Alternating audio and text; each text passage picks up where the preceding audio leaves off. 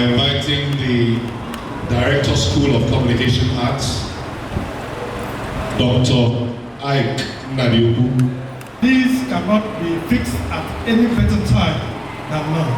I wish that what we are going to be discussing today will be, as I already said, impacting positively in finding solution to the problem that the country is facing today. The next person that I'd like to invite is Dr. Ekwo. Uche is a professor of media and journalism at the City University of New York, the United States of America. Please, at this point, may I now invite Dr. Ekwo to make his opening statement. So this event is very, very, very necessary. When we conceived this idea, it wasn't necessary because we have so much resources to throw around. They will just think that we could offer some ideas to Nigeria, particularly someone like me. I think it's more like giving back to the community. I was made by this country. I will never forget that. As a matter of fact, my journey in the academic world actually started from here in IMT. For some of us,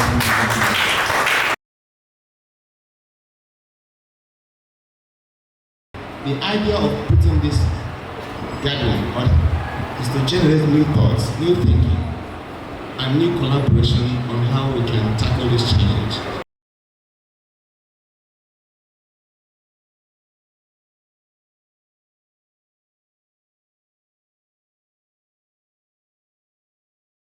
Sometimes young people are the tools used to exacerbate violence.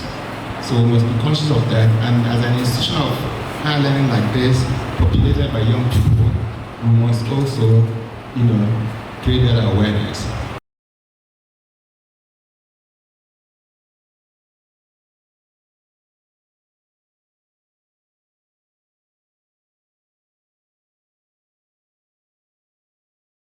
And having said that, the suggestion I want to make to the government of this country, and I want to give credit to the person that gave me this idea. He used to be the ambassador of the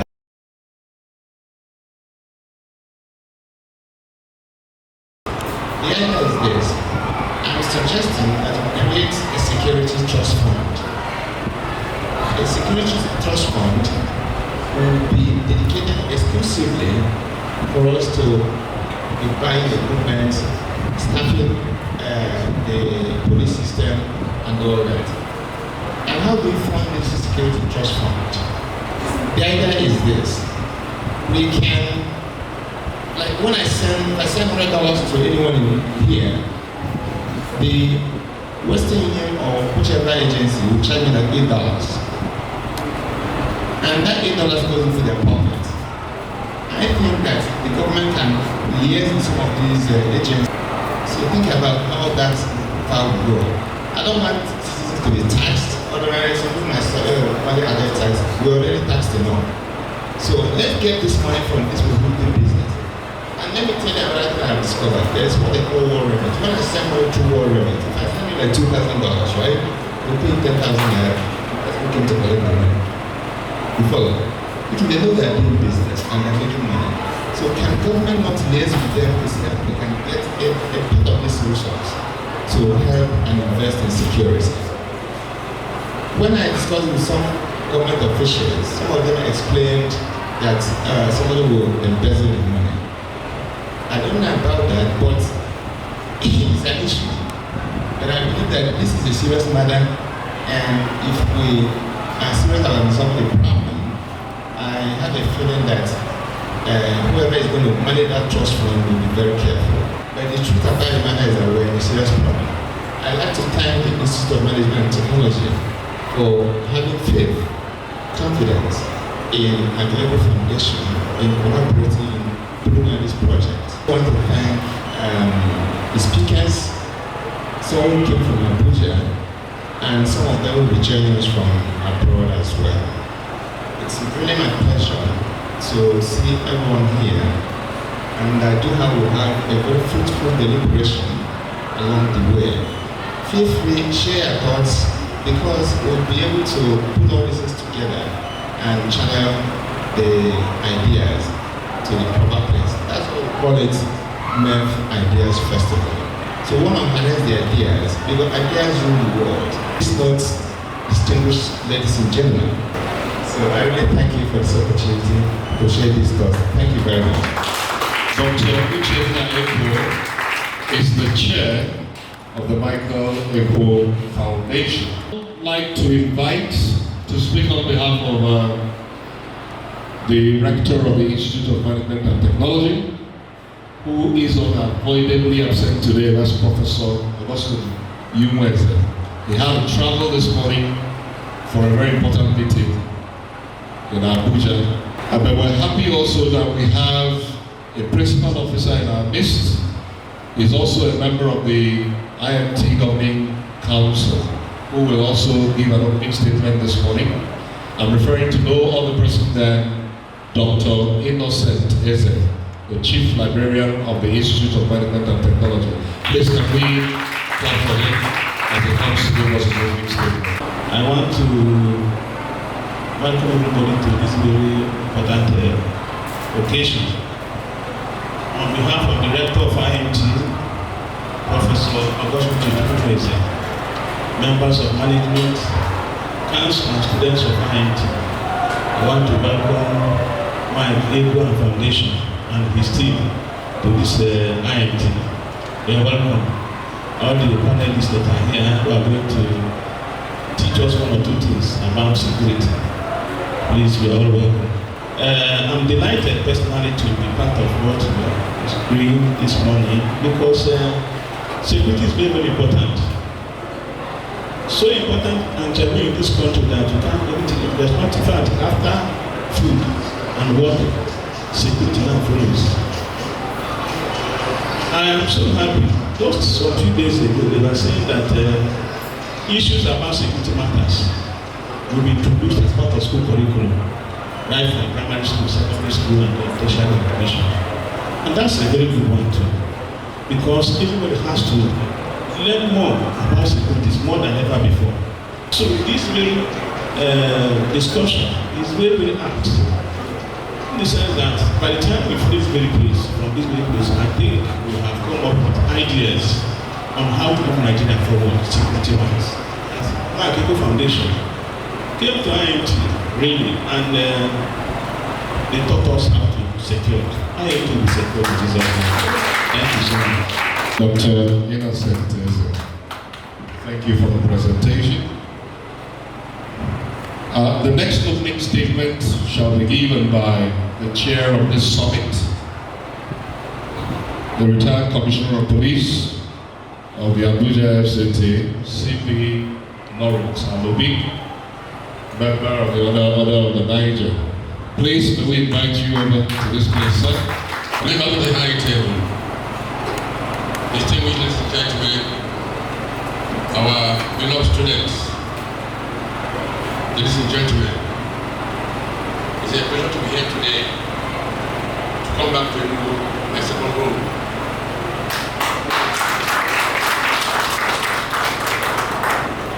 I started policing Enugu as a police constable. It was from here also I attended Suka, Wider Social Anthropology. Also Enugu I read my MSc Global Studies in the campus here. So I'm a brother and friend of Enugu. My pleasure. First, let me thank Professor Mike Ekwo for finding it worthy to change this occasion. In the sense that I knew when I was PRO here in Enugu, 1987 when I was a police PRO here, then most everyone Maxwell of them when they were in labor and daily trust and so forth. So it's very interesting that on behalf of the Michael Ekwo Foundation, in collaboration with School of Communication Arts, Institute of Management and Technology in Enugu, and I welcome you all to this Security Summit in Enugu. the coal city and capital of Enugu State.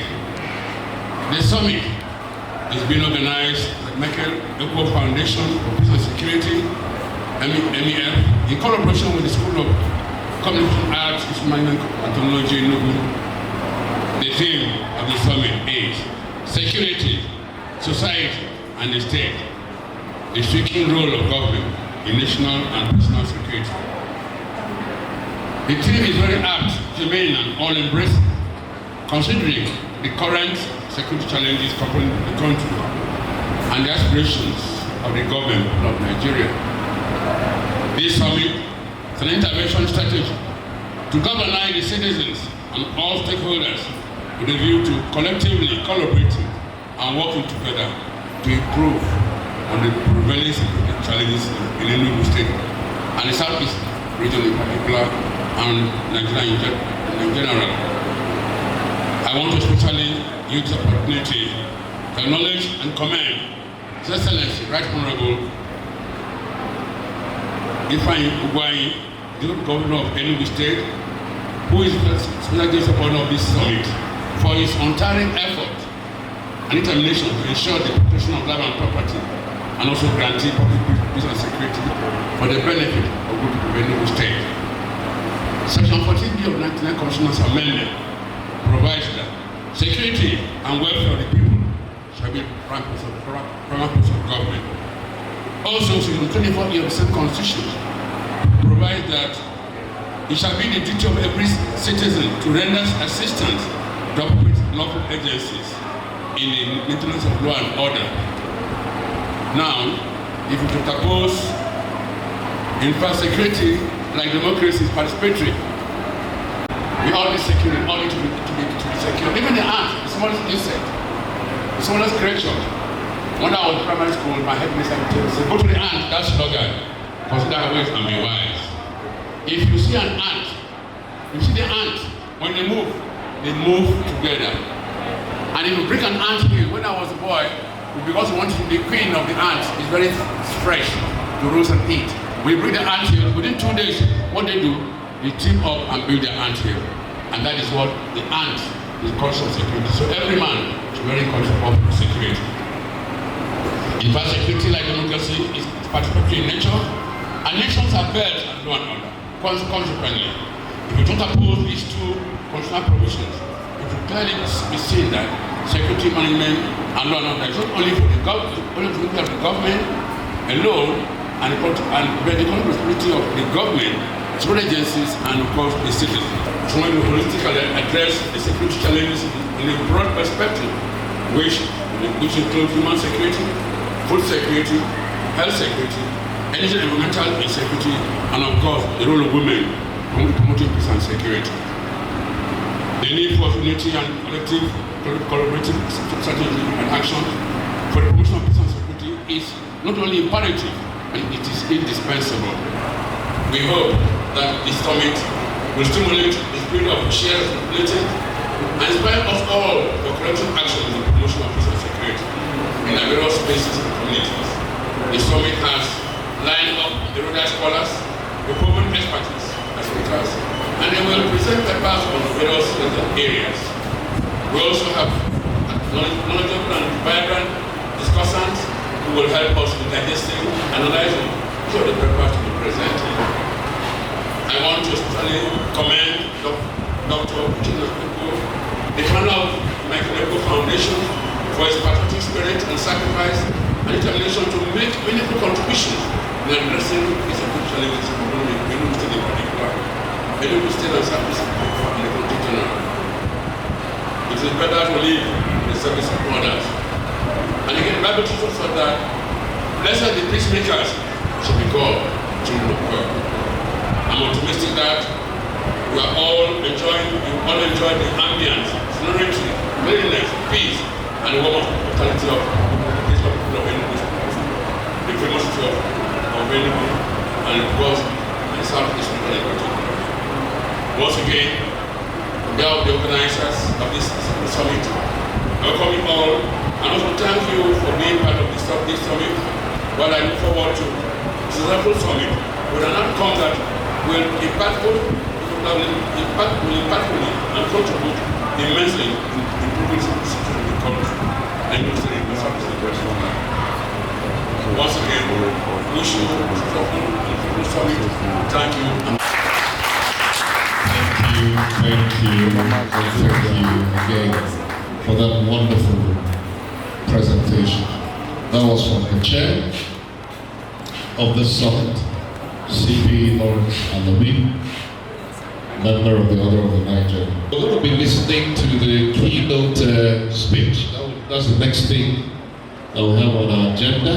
Please, let's welcome Mrs. Angela Ekeniwe, the Special Advisor to Professor Dave Nora Dadot, Senator of the Federal Republic of Nigeria. Let's clap for her as she comes to make her presentation. My dear people of God present here. Sorry, I'm not good at observing protocol, so I stand on existing one. I am here to represent distinguished Senator Professor Dave Nora Ladi Dadut, Senator of the Federal Republic of Nigeria, representing Southern Senatorial Zone of Plateau State, where I live. What she wants to talk about is women's role in peace building, governance, and security sector reform.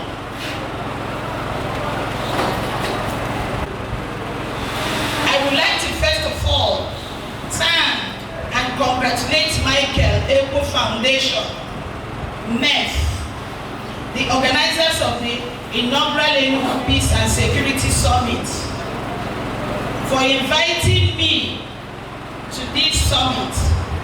It is a wonderful initiative and a positive and timely approach to our present security challenges.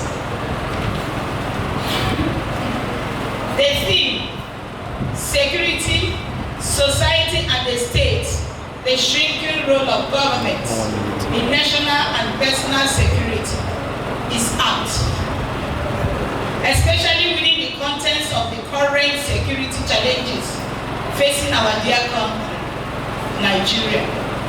At a recent meeting with the security chiefs, the Senate President said, "Insecurity is everywhere." I am quoting.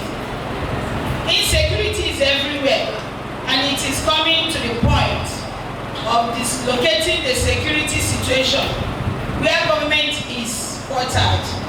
End of quote. Security is therefore a concern for all.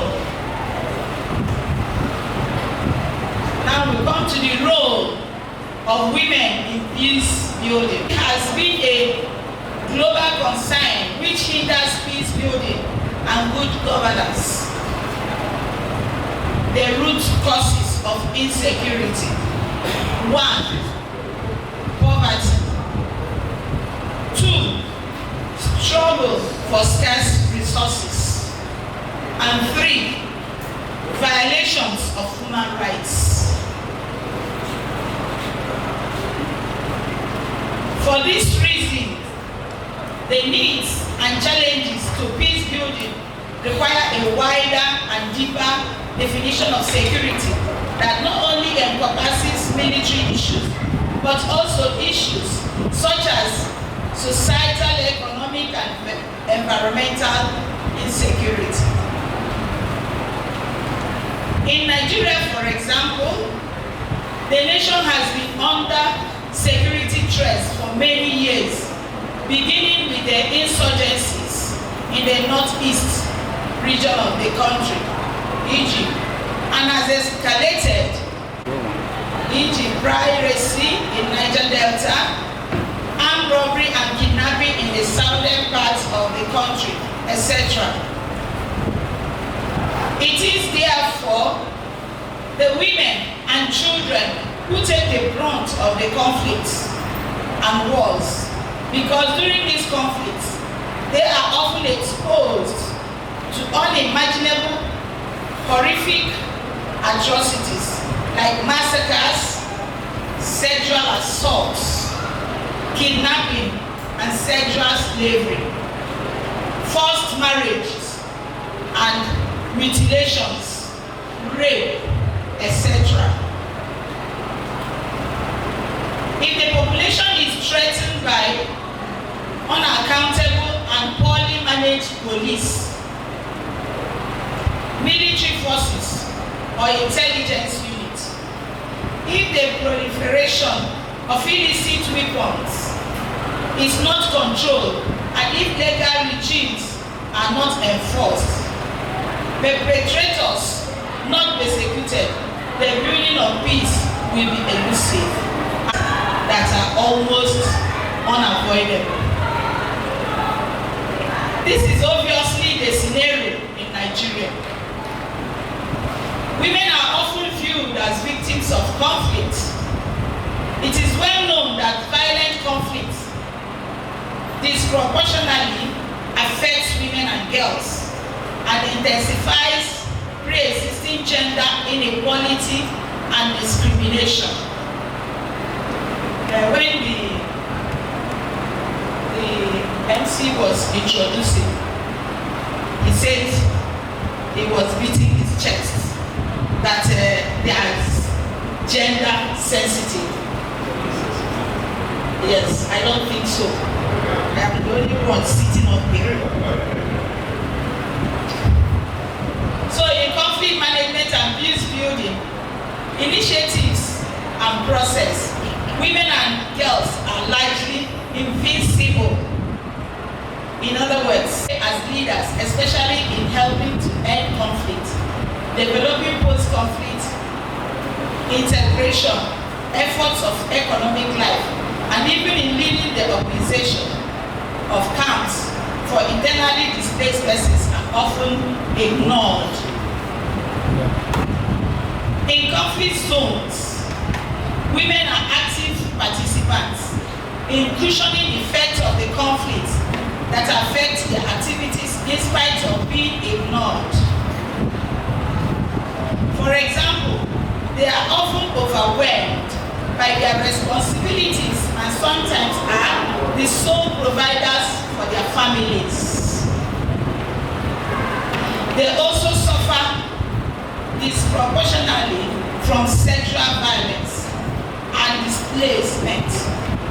Women are active agents of peace in armed conflicts, yet their role as key players is actually unrecognized. The women as the source and roots of family value has lost the direction because of social, economic, and health insecurity. The discipline she owes her children is compromised to crisis of expectation. He leaves them at the mercy of terrorism, kidnapping, etc. The COVID-19 pandemic, for example, has severely affected the economic role of the women in peace building, such as 1. Massive dislocation among small businesses. 2.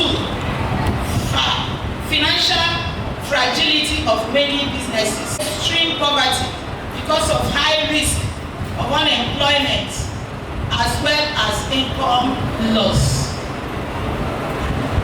Women who partake in peace processes usually focus more on reconciliation, education, transitional justice, and economic development. They also often speak up for excluded groups and the need to address underlying causes of conflict. The effective provision of security and maintenance of public order is one of the main requirements for sustainable peace and development. Strategies for peace building. The effective provision of security and maintenance of public order is one of the main requirements for sustainable peace and development. Recognizing the burden of long-term peace. 3.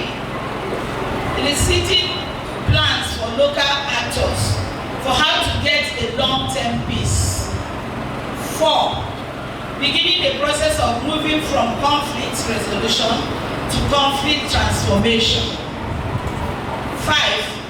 Identifying underlying causes. Peace building also includes conflict prevention, conflict management, conflict resolution and transformation, and post-conflict reconciliation. Strategic peace building, therefore, connects people and groups on ground, e.g., community and religious groups, grassroots organizations, etc., with policymakers and power brokers such as governments, bank, etc. The United Nations, in its Security Council Resolution 1325 in the year 2000, recognized the undervalued and underutilized contributions women make to conflict prevention, peacekeeping, conflict resolution, and security peace. It therefore calls for women equal and full participation as active agents in peace and security. Women's full and equal representation and participation of all levels of peace process and security effort should no doubt be part of security sector reform in Nigeria. In this regard, let me ask these questions. She's asking us these questions. That the woman has accomplished her role in peace building. This question can be answered running through the recent trend of security challenges before us. Somehow, it is generally accepted that women are not the primary perpetrators of violence, and as such, they are not significant in the discourse on peace and security. Their contribution is therefore restricted to trivial, cosmetic, or logistical contributions, indicating their status as wives and mothers rather than active actors. Evidence shows that when women are significantly involved in peace building and reconciliation process, they have higher roles of success, are likely to last. Efforts to resolve conflicts and resolve their root causes will not succeed unless we empower all those who have suffered from them, including especially women.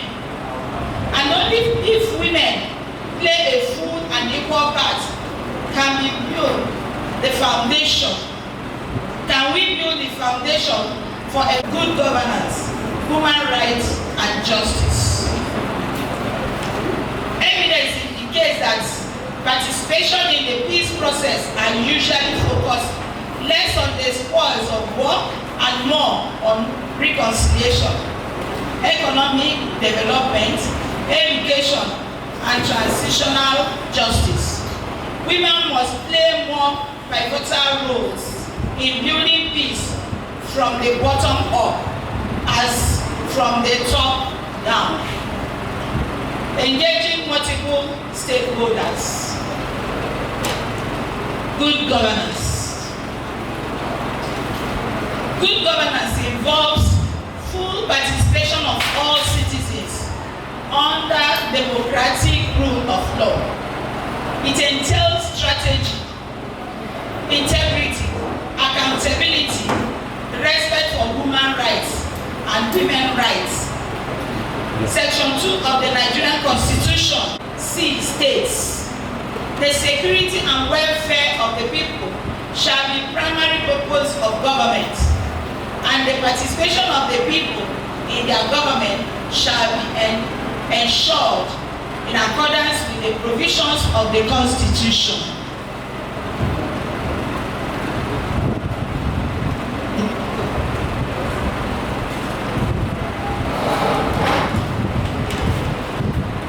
If women are denied participation in governance, it means there is disproportional representation.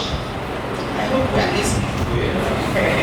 It is therefore observed that gender sensitivity should be more felt in governance. In northern Nigeria, for example, male-female distribution of legislators is about 97% to 3%. It is slightly different, 90% to 10%. This is not laudable. As a woman, I am happy that Rwanda and Botswana have overall highest number of females in governance. No fastest growing countries in Africa today because of the role of women in peace building and governance. Are there women here? And you are not reacting.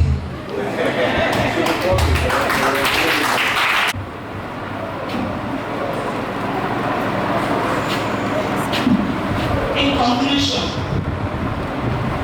Michael Ekwo Foundation MEF has opened a very curious and robust appraisal of the women's role in peace building.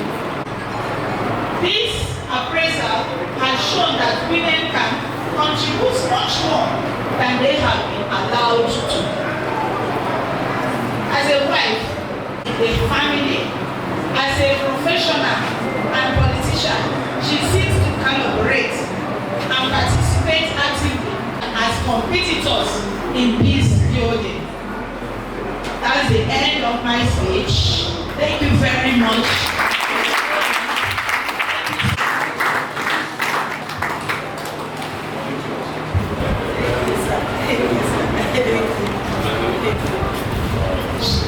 So there's a lot of conversation that this paper has generated, and I believe that we're going to deal sufficiently with it during the breakaway sessions. Madam, I hope you heard me. Yes. Because you raised a lot of issues, and funny enough, we had some prior conversations in regard. And one thing we came to the conclusion is that women appear to be their greatest enemy. Women are the enemies of women. They appear to be the greatest enemy. So you can't blame us. When you talk about disproportionate representation in government or in governance, whose fault is it? It's part of the conversation we will have during the sessions. But whether women play very critical roles in security, of course, definitely. Nobody can argue that.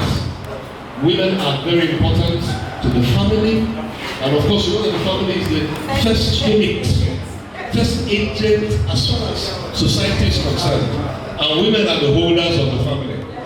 Anybody can say otherwise, but I know that from my own classic example. Can you clap for women, please? Let's put our hands together for women. So women are very, very important. Hi. Biko, mgbe na-akwụsị n'ebe aka ga-enyere anyị aka, amamihe na-enụ na-esi agụ ụmụ nwaanyị jeru n'ọrụ a na ebe ahụ repe ma nwa ha ọ ihe kwesịrị ịnụ lack of what? Security.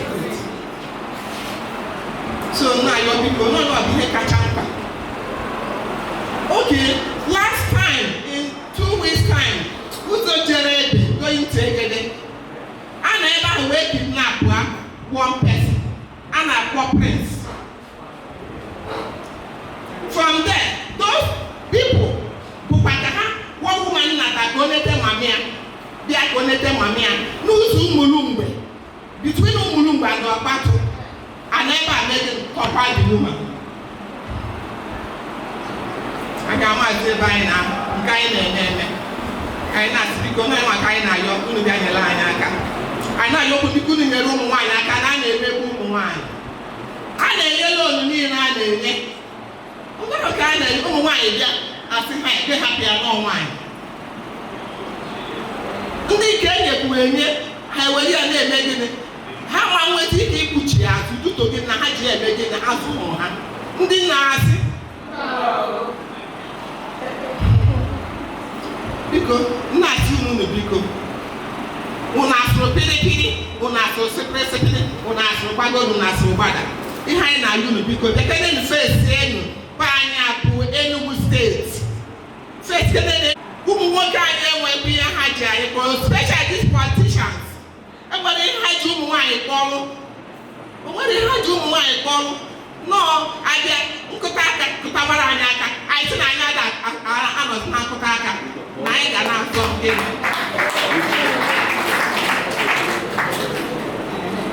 anyị ga na-azọ nke anyị n'ọdụrụ ọzọ ma nwaanyị pụta bịa bụrụ president of Nigeria is it bad? ka a na-eje sineti ụmụ nwoke a na-adagiri gị nwaanyị kepụta na-edobe ya n'akụ ọ dị njọ ma nwaanyị akpụrụ sinetọ ọ dị njọ jekene Nigeria ma ebe onye bụ enwere nwaanyị ebe a sị na nwaanyị a na-eje for sineti no place unu jejee n'Enugwu anyị ebedebe eguzi elu biko nna anyị biko nyeru na anyị aka n'ụmụ nwaanyị need the help especially ụmụ nwaanyị unu ma na ụmụ nwaanyị na unu kwesịrị ịdị na-apa n'ofu mana ịmụ na ihe loonu a na-eme biko na a na-eme loonu unu wee gwe ịgba chekekwe na ụmụ nwaanyị ọkacha ụmụ nwaanyị anọ n'ime obodo na-alụ ọrụ ụmụ nwaanyị anọ n'ime obodo because beside ụmụ nwaanyị anọ n'ime obodo onweghị ihe anyị ga-emenwu maka ịnata gị ego kpọrọ onye fu n'ụlọ onwe ihe ị nwere ike ime nwere ihe ị nwere ike ime so biko anụrụ m n'ogologo okwu mkpọsa anyị ga-ekwu okwu anyị ekwu ogologo okwu na-ayọ kwụsị unu biko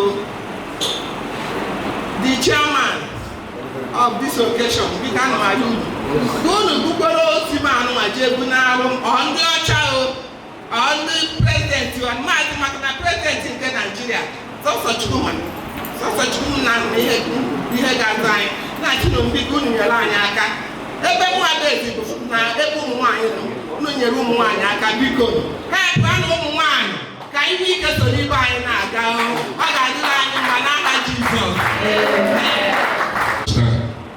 She has just painted a picture of the challenges that women face, particularly in Enugu State. Number one, she said that women are no longer going to their farms. In fact, in my own community, we have that same challenge. We have that same challenge. Their farms are destroyed by cattle. We have had in my own community, women have been raped who went to the farm to go and cultivate. Most of these people are subsistence farmers. This is what they feed with. And it is impoverishing them because they can no longer cultivate in their farms. You know, so that's one major point she has made.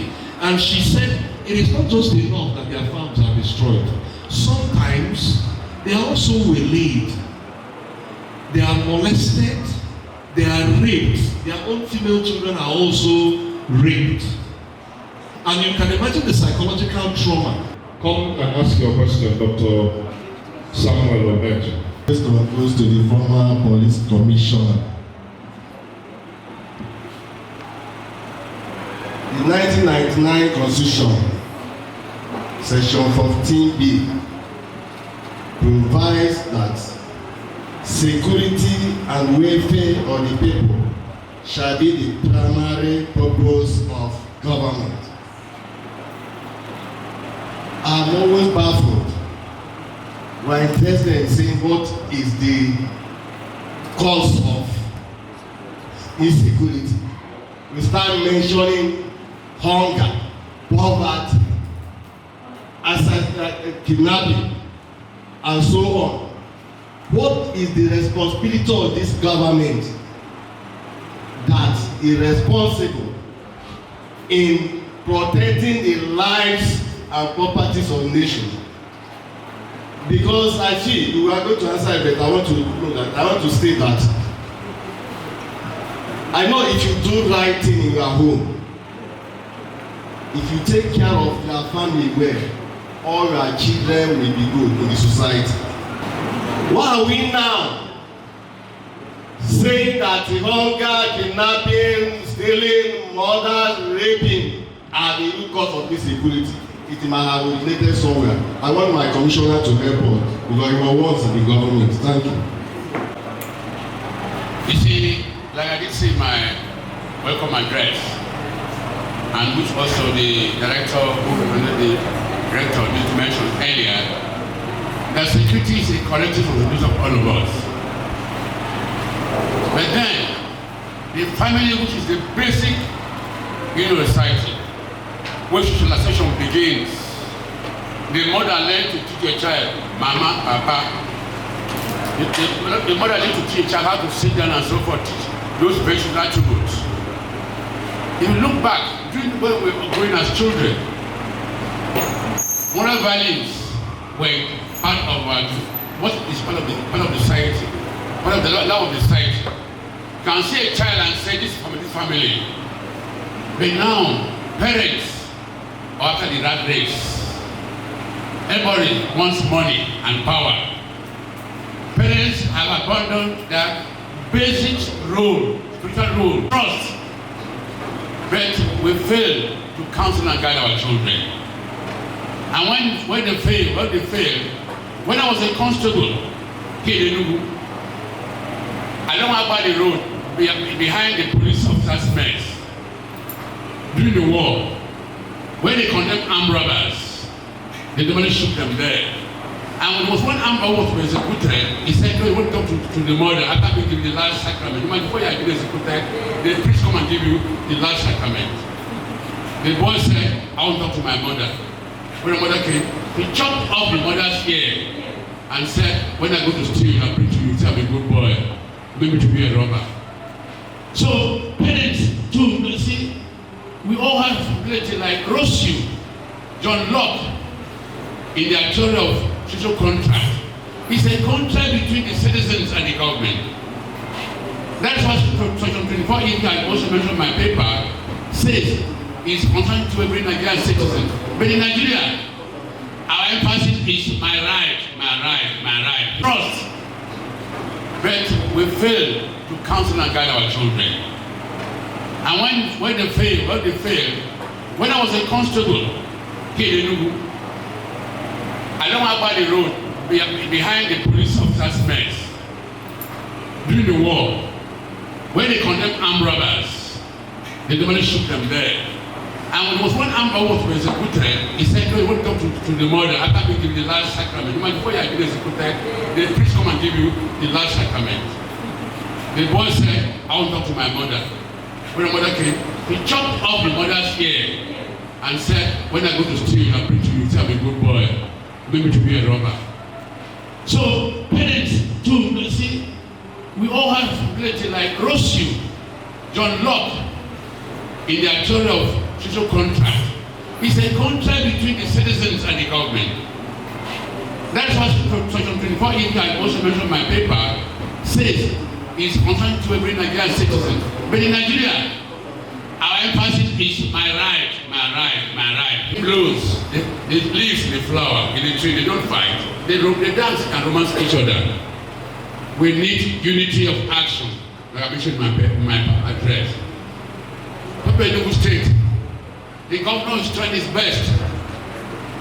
To what extent have we ourselves made an effort to contribute to the peace and security of this country? How have we been able to assist security agencies like the Foreign Nation, the reform in the Constitution? What is my role in the family? Am I contributing in the family? Am I assisting my parents as a child? You are a student, for instance. Are you trying to concern about your studies? When we were students, I never knew the house of a lecturer. I never knew the house of a lecturer. I just see my phone on the board. We only meet in the classroom. But now lecturers want students to come and see them at home, buy them gifts, and so forth. So the society itself, the system itself, we have been able to bastardize the system. Am I contributing to peace and security? Am I coming to peace building? Am I coming to the happiness and peace of my community, of my family? Like in this academic environment, how are we contributing? Like in the department, how are we contributing? Sometimes children, when they want to appoint a rector or appoint a dean, they will recruit college boys in the school to fight each other. These are things that not the students they say this. So we are all guilty. So we need to reflect and say we want to redeem our country. We want to build a very peaceful society, safe and secure for all of us. Can have our local business without intimidation. But now you cannot go at night, you cannot go even in the day. Now yesterday, for instance, sit at home to achieve what? What are you going to achieve or sitting at home? To achieve what? How does it add value to your life? How does it contribute to your life? How does it contribute to the betterment of society? We need to reflect and ask ourselves. So the problem is we are the problem.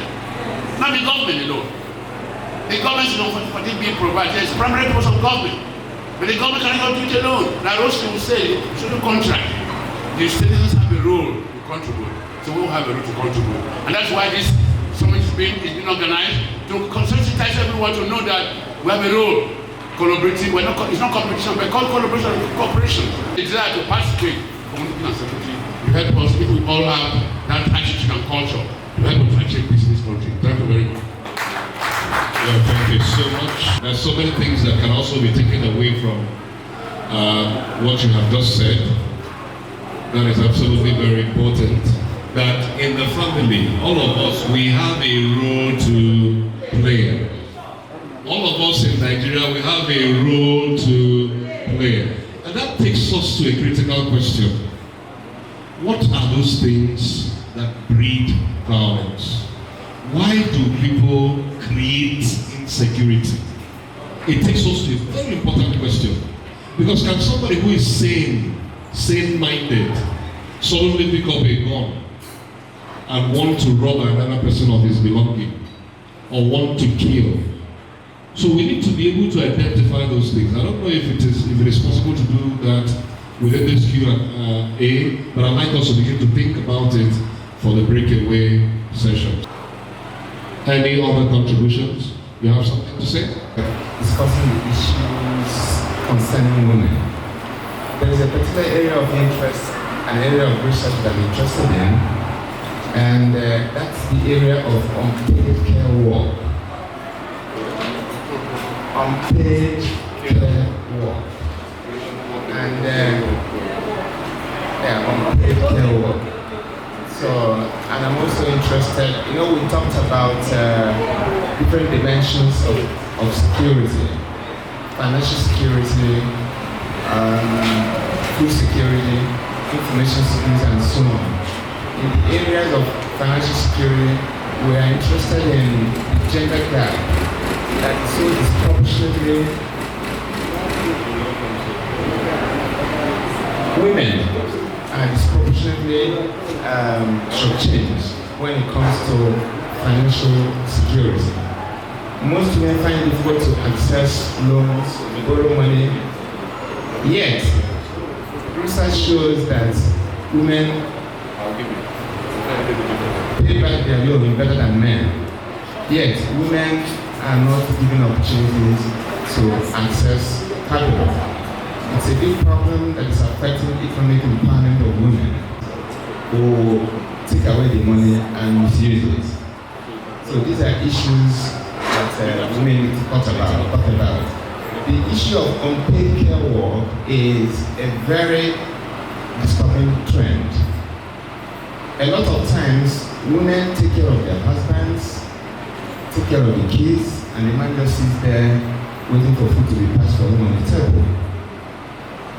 And the father-in-law is sick, the woman goes there to look after the father-in-law in the hospital. Subsequently, somehow, women think that or other society think that it's the job of women to look after sick people at home.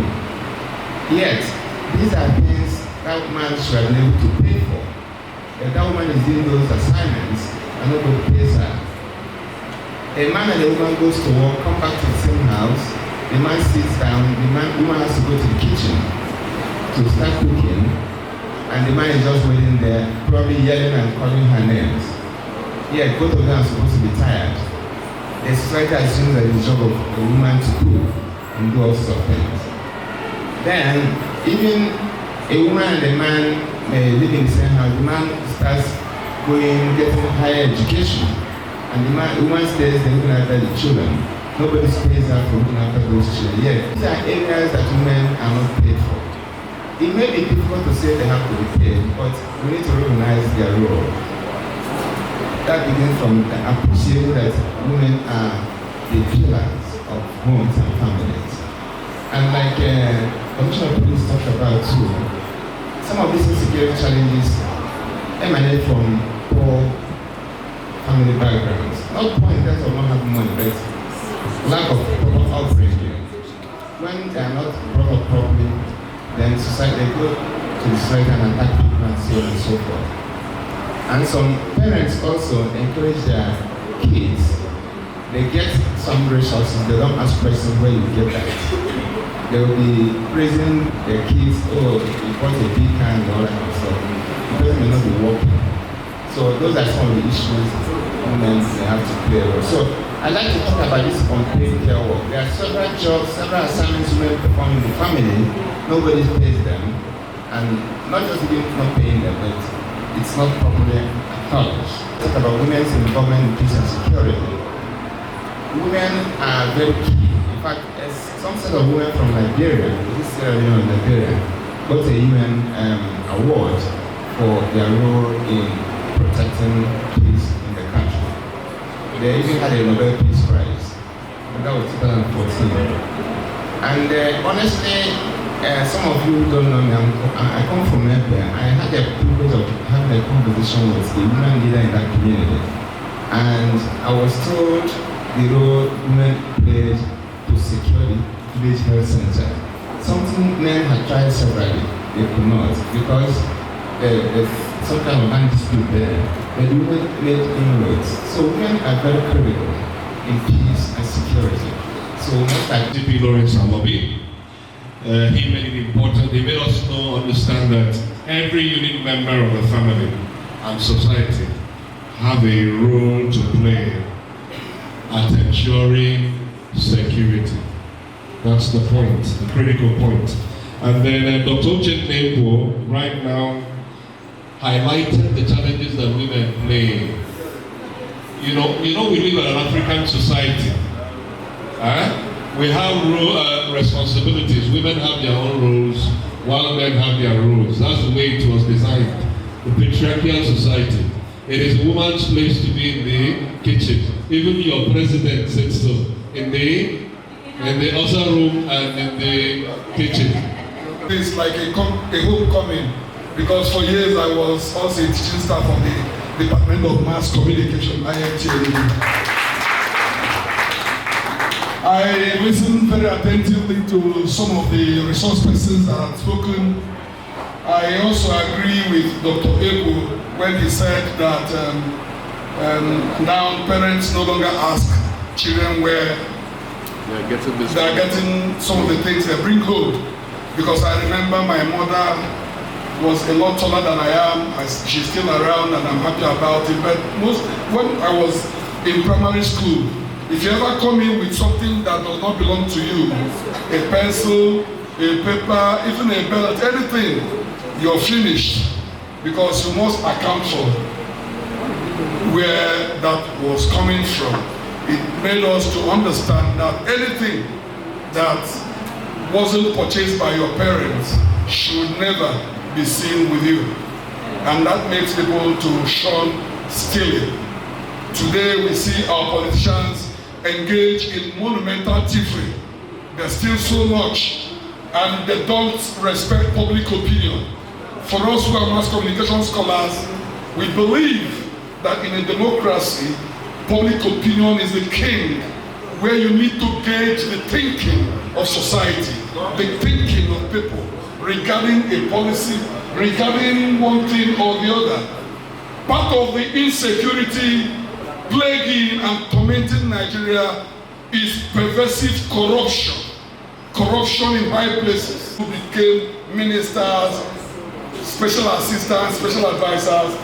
The reason then was that Mr. President was thinking of how to get or sift out the best persons, the morally good men of Nigeria.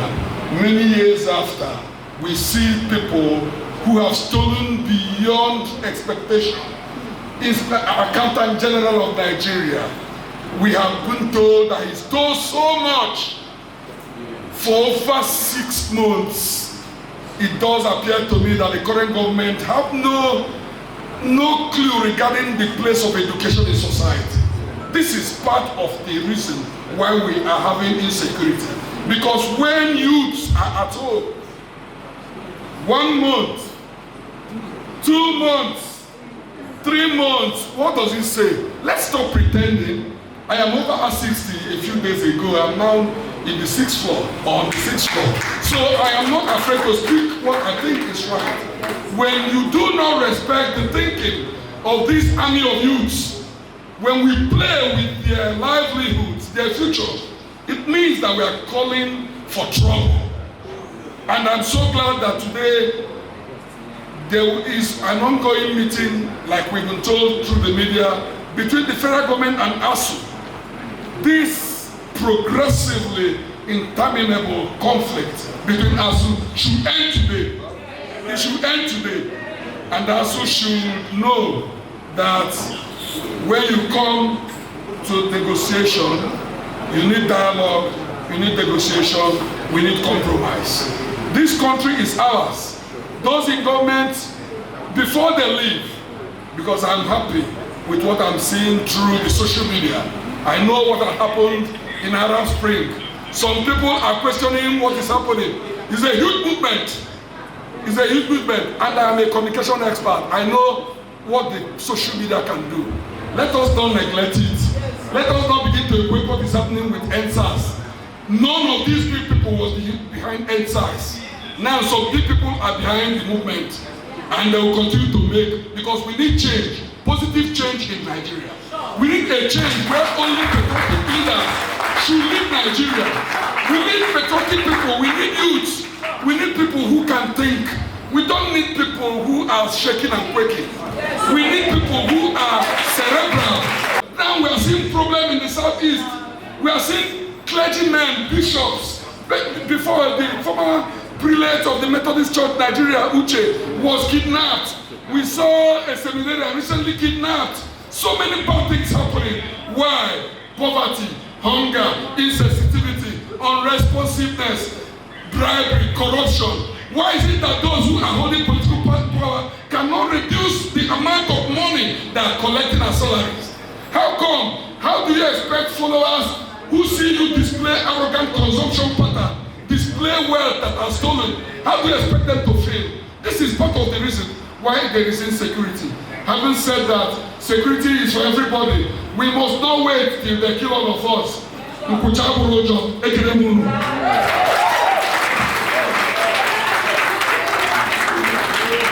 Okay, please can we put our hands together for the AIG as it comes to make a brief presentation. Thank you very much. Good afternoon. I want to lean on the existing protocol.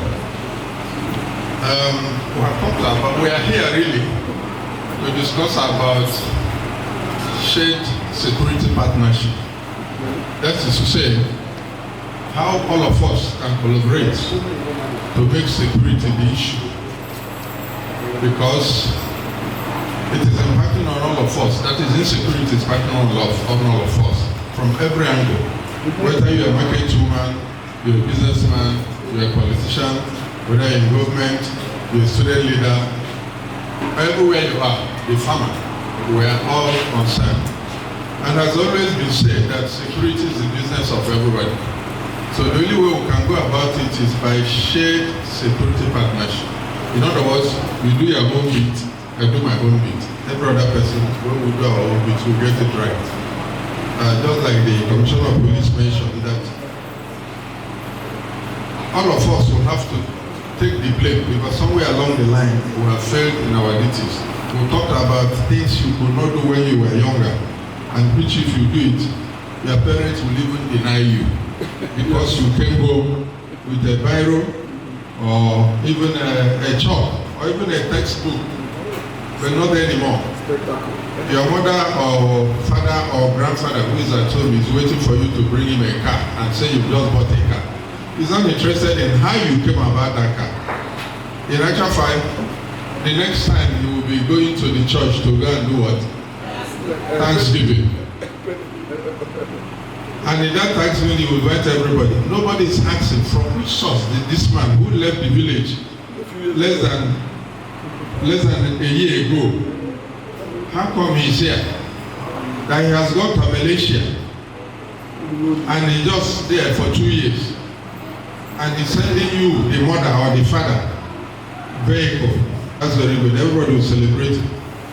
Without knowing that your son there in Malaysia is a drug pusher. Is into Yahoo. Is into fizzling people's email and compromising them. But all you want to know is that your son is in Canada, is in America, is in Brazil. From there he will be exporting to Nigeria. That will get me and you mad. And we are praising him and going to the church to offer Thanksgiving service. But one of the areas where I'm actually concerned about is that many governors at state level, 36 of them, all over the federation, will always complain that the security is not their hand, it is in the hands of the federal government. But I disagree. I disagree with that because you have the police council, Nigerian Police Council, and it's made up of only the Mr. President, the 6 governors, the chairman of the Police Service Commission, the Inspector General of Police, and Minister of Internal Affairs. But if you check and see that the last time they met was when they confirmed the current IG as the IG. But if you go into the constitution, look at the composition is Mr. President, the governors of each state, Chairman Police Service Commission, Minister of Internal Affairs, and the IG. And it gives them the mandate of general supervision of the police. 1. 2. Oversee of its organization and administration. And then the third function is to advise the president on the appointment of the IG. Each time they meet is only about number 3. So the governors, to some extent, have waived their constitutional right of making sure that this meeting holds from time to time, where you now discuss the general supervision of the entire Nigerian police. They have authority there, but they shy away from it. And then the second one, oversee its organization and administration, which is why many governors will tell you, I cannot give instruction to the Commissioner of Police. For my career, I served as Commissioner of Police in 3 different states. And that includes Taraba State, Akwa Ibom State, and Ekiti State. And I know in each of them you have a State Security Council. And at that State Security Council we discuss issues. It is only when you now want to give the Commissioner of Police instruction that runs contrary to the Constitution or the law, and the Commissioner of Police will say, I won't do it. And it happens very often. Because a governor that is, say, for example, of the PDP will actually arrest that man because he's of the ANC. And when you say no, you say you have disobeyed the instruction. Why should I obey your instruction? What offense has he committed? I've had instance where a governor said I should arrest somebody in another party. And someone that was second, I said I should just say that he's a kidnapper. But how many people get to know about it? How many people even talk about it? It is when you now disagree because they're giving you an unlawful order, they now say that you disobey them. But at the Security Council meeting, where you have the Director of SSS, you have the Army Commander, you have the Police Commander, and others who are part of it, including the Secretary to State Government, these things are stated. The issues to be discussed are done. Your duty as the officer on ground, as the commissioner of police, to cop crime. It's not to commit crime, because when the governor asks you now to go and arrest the director of School of Communications, and you ask for what? He said, because his wife talked to my wife when they attended a village meeting. That is an illegal order. Why should you obey it? And when you do that, you now go and say you disobeyed his order. He has given you an illegal order at the peril of your own duty, of your own job. So I will not stake my job because of governor. In one of the states I won't want to mention, I disagreed vehemently with the governor to the extent that he had to report me to Abuja, and Abuja summoned us. And when I explained it, Abuja said I should go back to and continue with my work. Because what he told me was absolutely illegal. But what did he do? That's the second part.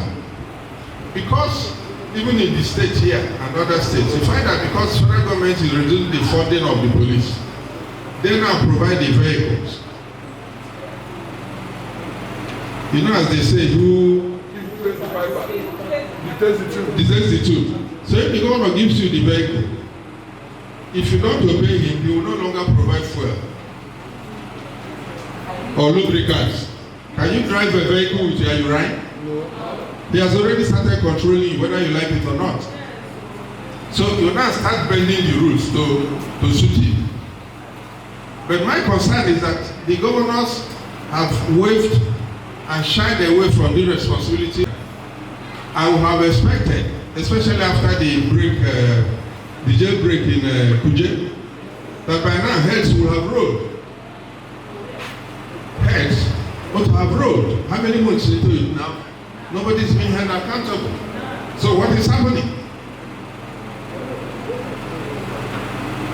What I saw was when the state president visited, he was asking the director, Controller General of Prisons, why there's no CCTV here and all. It is not his duty to award contract for CCTV.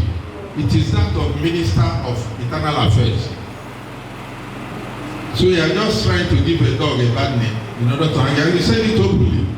But I told persons who were around, say it's not the duty of that man. It's like himself now. I start asking, why is there no CCTV here? Is this his duty? Huh? No. Who is the director of works here? I think you have one. So why should you be asking him? Internal Affairs. So if anybody ought to award contract for CCTV, it is the duty of the minister. But the minister has not resigned. The person that's being queried is the Controller General of Prisons. If you award the man in charge of Abuja only, if you award the one for Abuja, will you award the one for Enugu? Award the one in Oka? And the one in Port Harcourt? So what I'm saying is that so long as the governors are shying away from this insecurity will continue to be a problem, because this is a forum provided by the Constitution for them to meet and encourage certain things the police are doing, and then the police will now say, look, you have not provided me with the wherewithal to do my duty.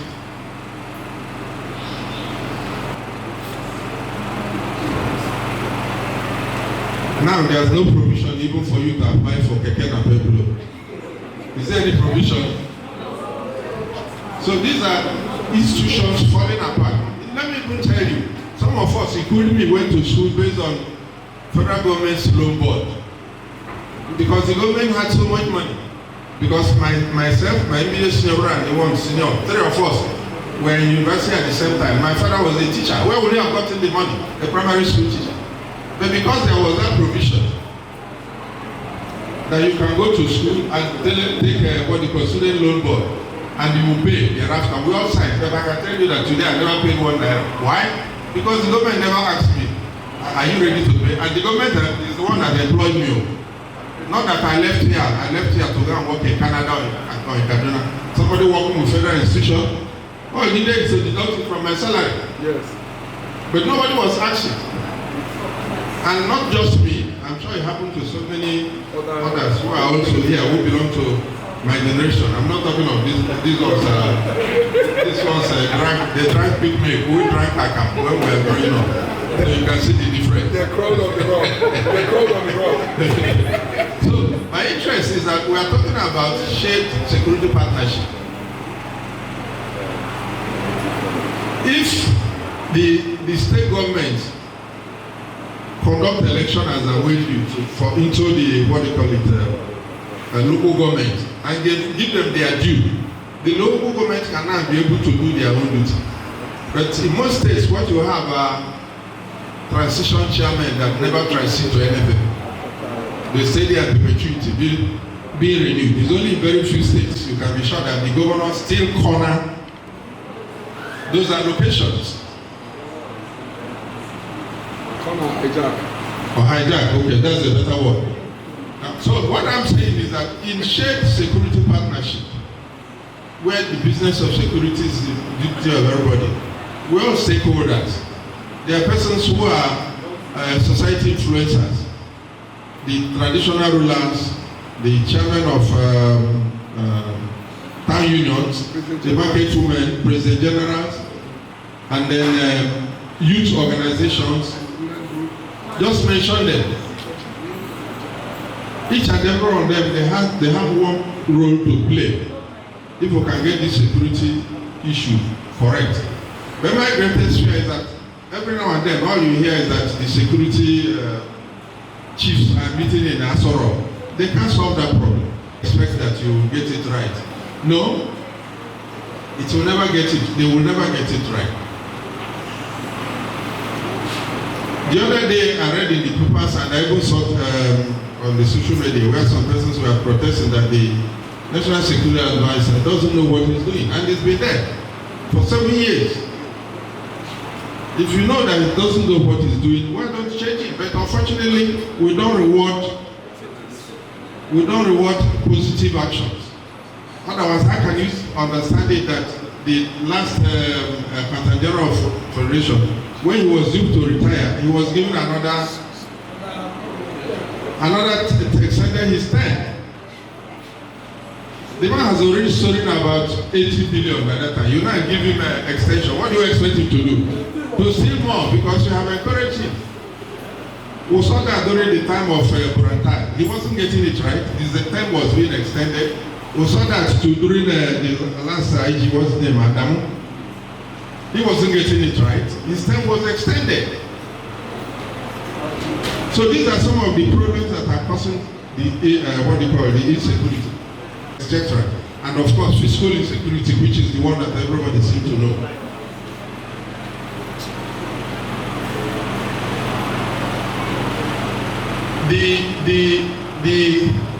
Those who are seriously charged by the Constitution regarding internal security is the police. But the fact is that for now, government has totally neglected the police as an institution. And until you get it right, because there is no society that doesn't have a police institution. But I can stand here and name at least 4 countries that don't have an army. But by 2012, when we were at the National Institute for Policy and Strategic Studies, we were there for a good 1 year to attend the course there. At that time, the Chief of Army Staff told us that the military are in 32 states of the Federation. But now I can assure you that even in 50 states, even though we have the funds, what you hear is that money has been dispensed for security. Where is it going to? Defense. Defense security is totally different from police security. Get it clear? It's not the same thing. So long as you cope, what of the Tucano jets? Where are they? Are they back in this IMT? Because I've not seen them flying and bombing the bandits out of existence. But by that time, you know, 1 billion was taken from our ecological fund or excess food account. And everybody hoped that once the Tucano is given to us. And they gave us how many of them? Have you seen them in operation? Nobody. So if it's packed behind your department here, let us know. Well, I believe it's packed somewhere, not being used. So the more you fund the defense security, you are not getting it right because the people are not trained for that. When it starts bombing, then the land troops can move in and they'll be able to corner them as they run out. So like I've mentioned, until and when I hear that the report has been released and some heads have been ruled because of the Kuje prison break, then I know that we are getting it right. But so long as we keep sweeping it under the carpet, something tells me and tells you that something is wrong and institutions are breaking down. It becomes a case of things fall apart and the center can no longer. There was a country. Thank you. Next session, there was a country. I actually made some notes. That was from retired AIG of Police, Felix Osita Oyana. This is a key room also to just give us one sentence of thanks. Just to say thank you. Yes. I am so happy to be part of this summit on security.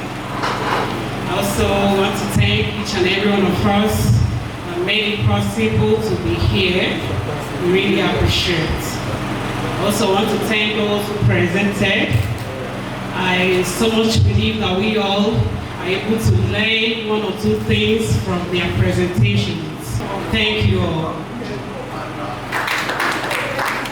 All right, thank you so much.